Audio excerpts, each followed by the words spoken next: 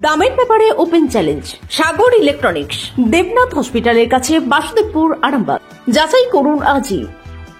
Arambagh steel and wooden furniture, নিজস্ব কারখানায় তৈরি যাবতীয় ফার্নিচারের অভিনব সম্ভার। ঠিকানা দেবনাথ নার্সিংহোমের পাশেই, বাসুদেবপুর, আরামবাগ।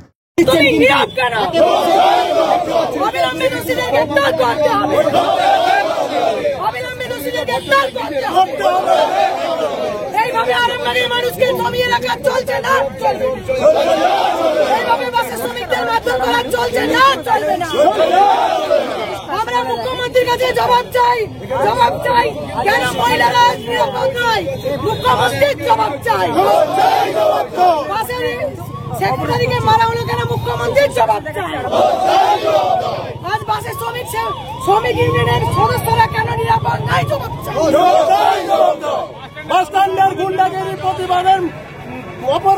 আরামবাগে তৃণমূল কংগ্রেসের এবারে ঘরের ভেতরে চাঞ্চল্য তৈরি হলো। কিরকম? মুখ্যমন্ত্রীর বিরুদ্ধে স্লোগান দেওয়া সত্ত্বেও শুক্রবার নেতাজি স্কোয়ারে তৃণমূলেরই রক্তদান শিবিরের মঞ্চে দেখা গেল বিক্ষুব্ধ তৃণমূল নেত্রী মধুমিতা ভট্টাচার্যকে। কয়েকদিন আগে এক বাস মালিককে মারধরের প্রতিবাদে মুখ্যমন্ত্রীর তীব্র সমালোচনা করেছিলেন প্রকাশ্যে। তিনি জানিয়েছিলেন যে নারীরা নিরাপদ নয়, কেন মুখ্যমন্ত্রী জবাব দিন। এদিনের অনুষ্ঠানে উপস্থিত ছিলেন সাংসদ মিতালি বাগ, উত্তম কুণ্ডু, স্বপন নন্দী সহ অন্যান্য নেতা নেত্রীরা। উত্তম কুণ্ডু জানান, মুখ্যমন্ত্রীকে অপমানকারীরা তৃণমূলের কেউ নন। অন্যদিকে বিজেপি নেতা সুশান্ত বেরা বলেন, মধুমিতা ভট্টাচার্য সঠিক কথা বলে ফেলেছিলেন, রাজ্যে নারীরা সুরক্ষিত নন। ঘটনায় তৃণমূলের অন্দরে তৈরি হয়েছে তীব্র দ্বন্দ্ব। দেখুন বিস্তারিত। আপনি কদিন আগে বলেছেন যে এই পশ্চিমবঙ্গে মহিলারা সুরক্ষিত নেই, মুখ্যমন্ত্রী জবাব দাও। তারপরও দেখা যাচ্ছে আপনি তৃণমূলের স্টেজে কি বলবেন? দেখুন, আমি একটা কথা বলি, সেদিন আমাদের অপারেটররা বিভৎসভাবে মার খেয়েছিল। সেই জায়গা থেকে হিট অফ দ্য মুভমেন্ট আমি কিন্তু মুখ্যমন্ত্রীর কাছে বিচার চাইনি। আমি যেটা বলতে চেয়েছিলাম, যারা মেরেছিল তাদের থেকে বিচার চাওয়ার কথা। আমি মুখ্যমন্ত্রীর আদর্শে অনুপ্রাণিত। সেই জায়গা থেকে আমি মুখ্যমন্ত্রীর কাছে ক্ষমা প্রার্থী করজোড়ে, কারণ আমরা ওনার অনুপ্রেরণাতেই আছি।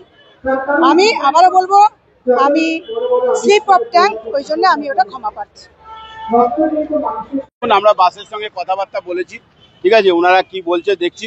আমরা ওনাদের দাবি ছিল সঙ্গে, দেখুন, আমি জনসাধারণের অসুবিধা হচ্ছে, মানুষের অসুবিধা হচ্ছে, আমার দল বা আমার এগুলো আমরা মানি না, ঠিক আছে। কিন্তু যারা অন্যায় করেছে, ঠিক আছে, তাদের প্রশাসনকে বলা হয়েছে এবং অ্যারেস্টও হয়েছে। এরপরেও কেন বন্ধ রেখেছে দাদা আমরা বলবো। যেটা দেখা যাচ্ছে, যিনি মুখ্যমন্ত্রীর বিরুদ্ধে কথা বলছে তিনি আপনাদের স্টেজে বসে আছেন। এটা আমি দলটা ভালোবাসি, আর আমার নেত্রীকে কৈফিয়ত চাইছে, সে আমার দলের কেউ হতে পারে না, বলতে পারবো না, ঠিক আছে। কিন্তু আমি মনে করি, আমি বা আমার এখানে যারা আছেন তারা, আমি মুখ্যমন্ত্রীর কাছে কৈফিয়ত চাইবো, সে আমার দলের কেউ না, এটা আমি জানি। তিনি বলছেন মুখ্যমন্ত্রীর এখানে মহিলারা সুরক্ষিত নেই, মুখ্যমন্ত্রী জবাব দাও। কেউ যদি পাগল কিছু বলে, তাহলে আজকে বাংলার মহিলারা সুরক্ষিত নয়, এটা হতে পারে নাকি? আপনি গুজরাট চলে যান, আপনি মুম্বাই চলে যান, আপনি দিল্লি চলে যান, তারা কি অবস্থা আছে, আর বাংলার মেয়েরা কি অবস্থা আছে দেখুন। আজকে রাত্রির 12টার সময় আমার ঘরের মা বোনেরা বেরোতে পারে, কোন রাজ্যে বেরোতে পারে আমাকে দেখান, ঠিক আছে। আমি গোড়া দুনিয়া গোড়ার লোক, আমিও জানি। গত কয়েকদিন আগে আমরা যেটা দেখতে পেলাম, মধুমিতা সরকার উনি বললেন যে পশ্চিমবঙ্গে নারীদের সম্পূর্ণভাবে অসুরক্ষায় আছে, কোনো রকম সুরক্ষা নাই, আর এর জন্য দায়ী সম্পূর্ণভাবে মমতা বন্দ্যোপাধ্যায় সরকার। আজকে কি দেখছি? আজকে দেখছি আরামবাগে রক্তদান শিবির হচ্ছে, সেখানে পৌরমণ্ডলের চেয়ারম্যান বসে আছেন, সেখানে তৃণমূলের all India trade union Congress যে তৃণমূলের আছে তাদের যে সভাপতি আছেন তিনি বসে আছেন, আর সেখানে বসে আবার অন্য কথা বলছেন। তাহলে এই ধরনের দ্বিচারিতা কেন? মানুষের কাছে একটা কথা বলা আর সংগঠন একটা করা, এটা তৃণমূলের পক্ষে সম্ভব? উনি এইভাবেই বলে যান, একবার মুখে এক কথা বলবেন কিন্তু কাজে এক কথা। এটা তৃণমূলের গোষ্ঠীদ্বন্দ্ব যে প্রকাশটা, সেটা বহিঃপ্রকাশ ওখানে ঘটেছে। আমরা এই ধরনের বক্তব্যকে সমর্থন করি না। যিনি অন্যায় করবে, অন্যায়ের প্রতিবাদ করা দরকার।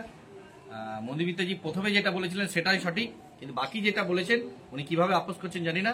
আজকে ওনাদের সেই জায়গায় বসে মমতা বন্দ্যোপাধ্যায়ের যারা অনুগামী তাদের কাছে বসে আবার ওনার গুণগান গাইছে। এই দ্বিচারিতা একমাত্র তৃণমূলের মধ্যে দেখতে পাওয়া যায়। আপনাদের ভালোবাসার আরেক নাম চন্দন জুয়েলার্স।